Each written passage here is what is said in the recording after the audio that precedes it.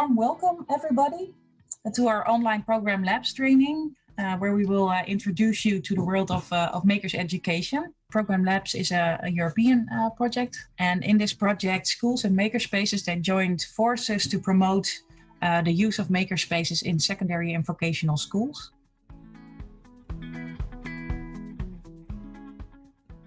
Design thinking is a design language. It's not a set of tools that you can use and you start with tool A and you end with tool Z, and then you'll have your perfect design. No, it's a series of phases in which the design is. Takeaway I want to point out is really get to know your client's needs by observing closely. So not only going out, just not only using what he's actually telling, but actually observing what's going on. Pinpoint the most important needs, pinpoint the most viable solutions. Start with extreme simple sketches and prototypes, and ask for feedback for every iteration.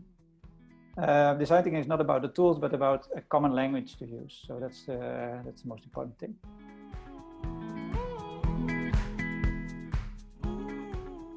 The gift giving challenge is a challenge in which the attendees, and so you actually learn the different steps of design thinking by actually doing them. And the goal of the design thinking of this gift giving experience is to design option solutions to give your partner a better gift giving experience.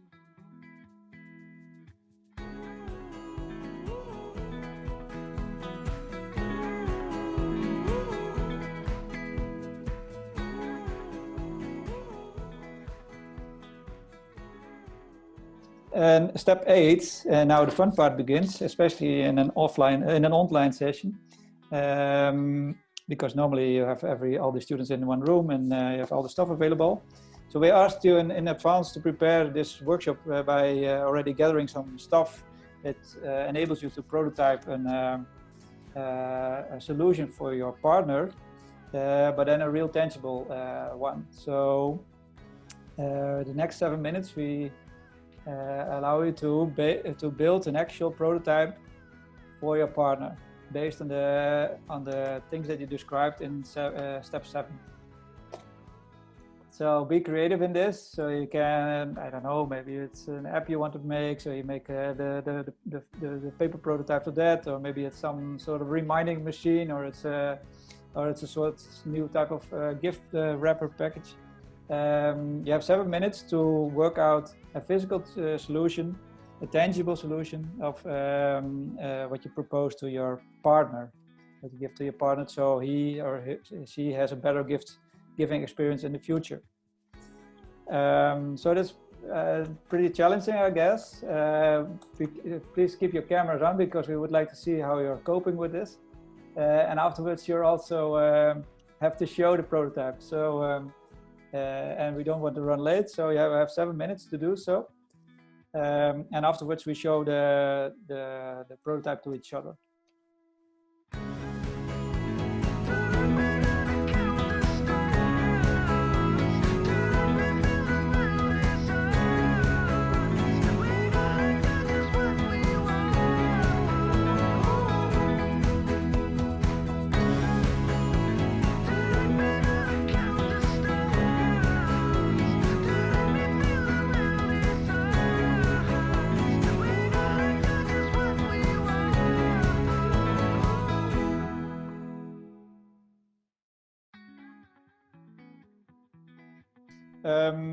I'm very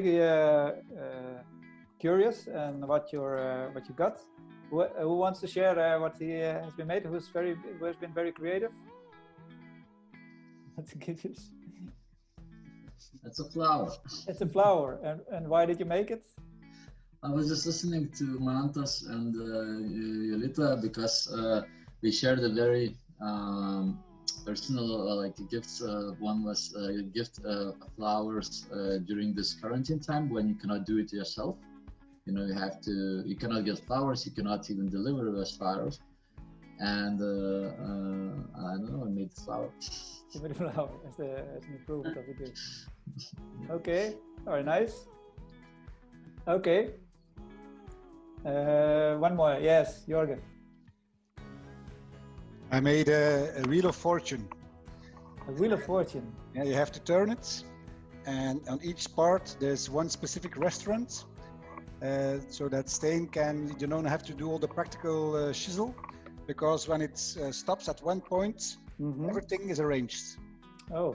So just I have to do the date and the time. For instance, next week, Wednesday at 7 o'clock, turn it and that's prototype, excuse me. And then there will be a cab waiting for him. The restaurant is ready. Cab came back, and then it's some time for quality. So more space for quality time. And no stress about the whole. Everything is arranged with special apps and GPS locator and so on. It's very sophisticated. Cool. Nice. I like that. Yeah, no, it's nice, and also because you found the essence of what's it's about. You pinpointed, okay, what's the issue with the last gift giving experience, and you specifically targeted that to solve that. So yeah, well, that's a nice approach. Anyone, last one who wants to share? Maybe one of the Pascals. Hey, okay. Pascal's son keeps on breaking the mouse gaming. So I have designed an unbreakable mouse. So there's a hole underneath here to swipe on the table, and on the top side there's a hole to put your fingers through, and the whole thing is stuffed with I don't know how you call it, mousse or something. Foam, yeah. Foam, yeah. Yes. So that the thing can't break anymore. So he has to give one mouse as a present. He can start thinking about the presents now. That's very efficient. Great, thanks. Cool. For now, we would leave the solutions. I hope that you can look back on this experience and see, okay, this was the empathy phase, this was the defining phase, this was a prototyping phase, of course, so which of all these steps were here, so that you're also able to go through this reflection when you're doing this with your own students, of course.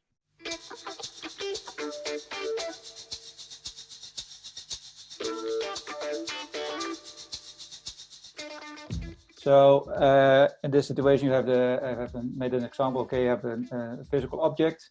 Okay, now I want to make it digital. They use a couple of tools for, and then for the 3D printer to be able to actually make it, he has to get instructions, which tells the machine, okay, go to this position, put some material down, and go to that position, put some material down. When you go to 2D, it's a bit of a different story because you only have two dimensions, of course.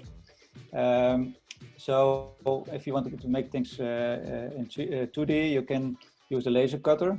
And the laser cutter can not only cut, but also most of the time also engrave objects. And what you also can do is that you can make from several 2D objects, you can also make a sort of a 3D object that you can put together.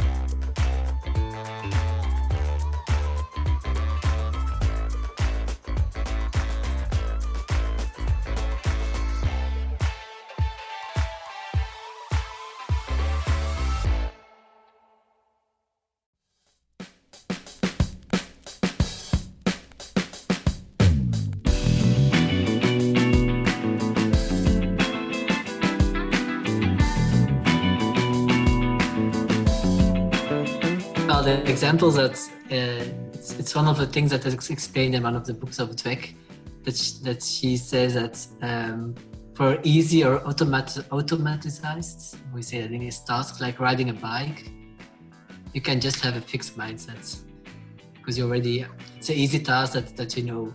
And then for another example was like a very new task, like you don't really know what is expected of you, a situation where you don't know what you really have to do, where it's not clear what is the expectation.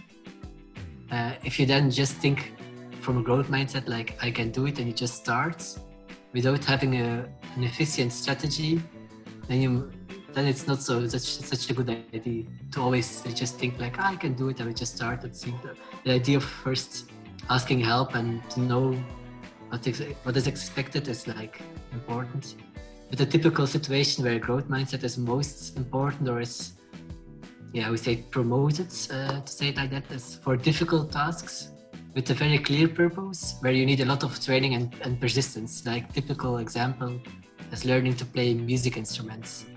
Something with a clear purpose, it's difficult, you need some training, but then it's like an example, it will help to have a growth mindset perspective to have better results. Yeah, I think it's very helpful if you not just promote a student by working very hard but not smart. So in that case, I would praise for this effort, but also would point out that it's not about working harder, but it's about working smarter. I would try usually to create a self-evaluation system where the student knows and can evaluate himself. So it doesn't take the feedback that badly if he has a fixed mindset, and he can also, if he has a growth mindset, where it should accept the feedback fairly well. But having this self-evaluation system is quite helpful in some of the cases. Or I can add a little bit that I always look at this thing as praising, and especially if we're talking about the target group of this project, which is the NETs, the not motivated kids, youth, then it's a bit of as I see it, as a tool.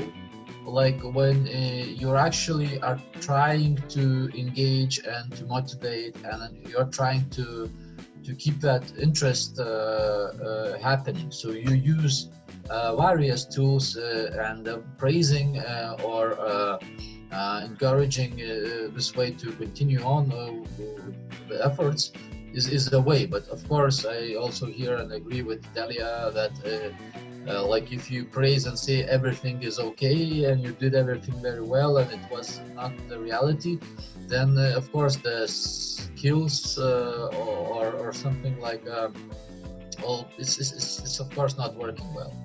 But one thing that's also possible is that the student knows from himself that he didn't achieve anything, and if then you say like you praise the effort but you don't give feedback on, like Frank said, if you would not give feedback on the fact that the results are not there, the student might also have the feeling like apparently I can't do anything better. They already praised me and I didn't even achieve anything, so apparently they don't even think I'm possible to get better results, so why would I change anything? Like this kind of feeling, that's something that's Dweck calls consolation prize. That some people interpret her theory in a way that they praise even though there is nothing of result, and they don't give feedback on the fact that there is no result. So that's the second thing. Well, for example, if a student has a specific hobby in which he really enjoys, he can have a very open mindset, a growth mindset. But at school he can be a completely different person and turn into a fixed mindset. I think the education or the experiences a person has had in his life will make him have a growth or fixed mindset, and will make it harder to change from a fixed to growth mindset. But I think it's always possible to take steps in that direction.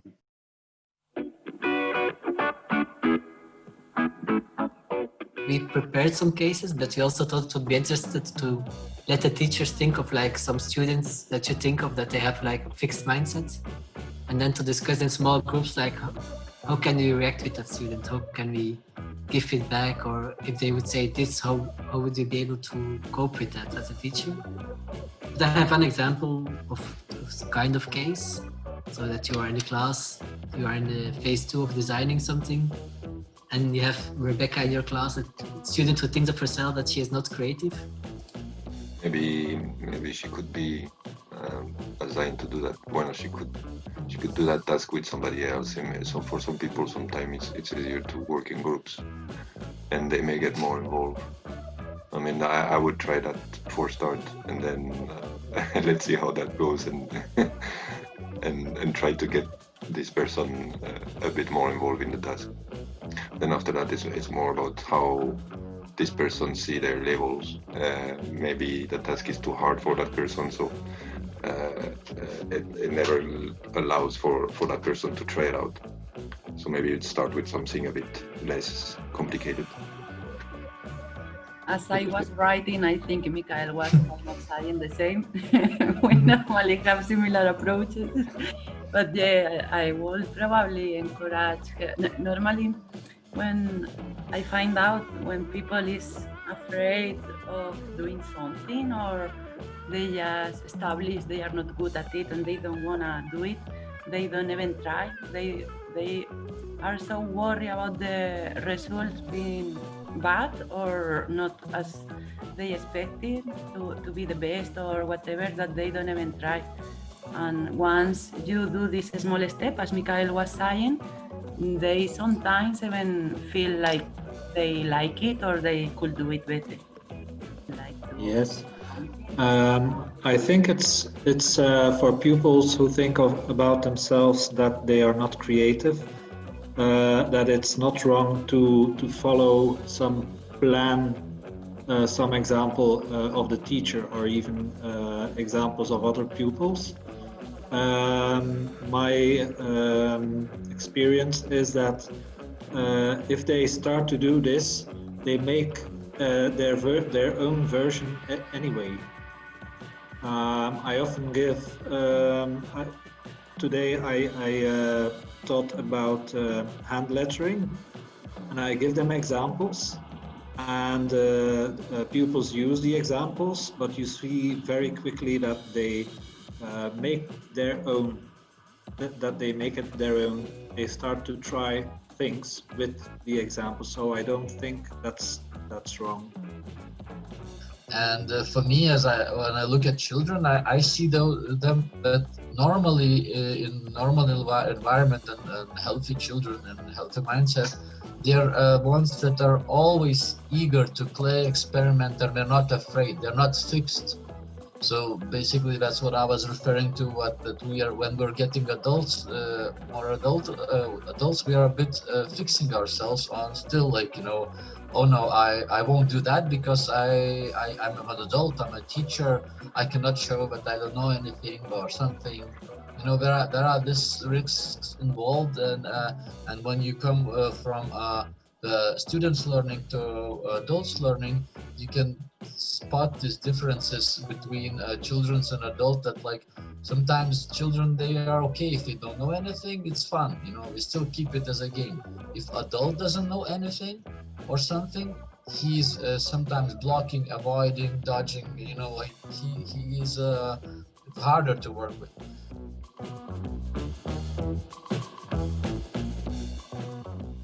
I'm gonna try to put a bit of names or order in all these things we were talking related to the mindset or the situations we can find as a teachers, isn't it? So as Johan said, the first sentence is like, what if you don't fit in the mainstream education? It's like with our project program, we are trying to solve or study how in different practice, specifically in the maker education, we can improve or solve this problem. Yeah, so the potential of the maker-based education is really changing the way students interact with the world around them, and also the way they face their future.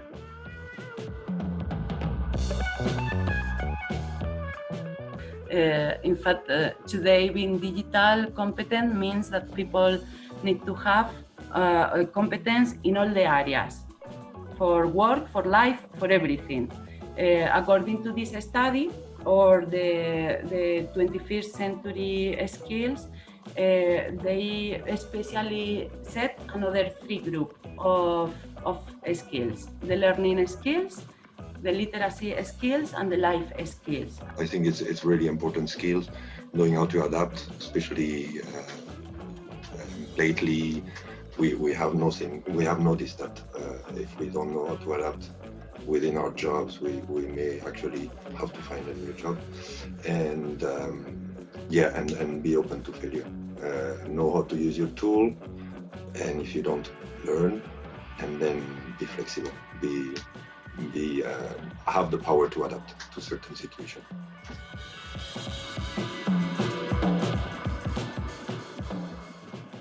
I think that sums up our meeting of today. I want to thank you for your participation today, but also the other days of the week.